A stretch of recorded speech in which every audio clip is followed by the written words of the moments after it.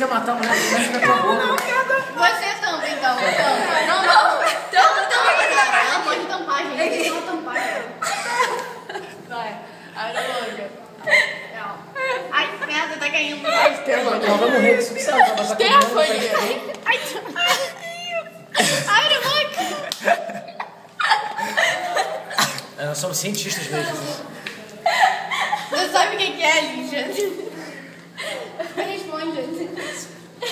Tá, eu como chocolate. Aceitável, né? É, aceitável. Agora calma. Engole. Era bom era dar água pra ela, né? Porque ai, meu Senhor. Pô, tem mais ruim ali, tá? A gente quer água. Tá, comigo. Vai, pode ir? Abre a boca. Abre a boca.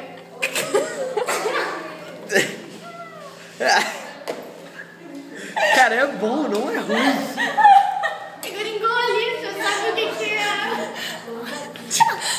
Eu disse que ela ia querer vomitar. Ai, é tu, é pasta, já não sei.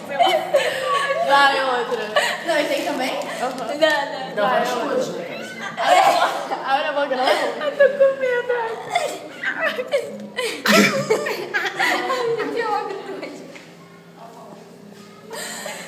Sabe o que é?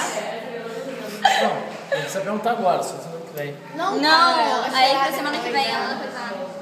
O que é? Sabe? A gente tá falando demais, cara, na gravação. É tipo uma torrada. Torrada de pizza, sei lá, de... Não, Tá ótimo. tá. Também não deixa Calma, ela ver. calma, deixa eu ver. Ela não pode ver, não? Não, né? Ai, equilíbrio.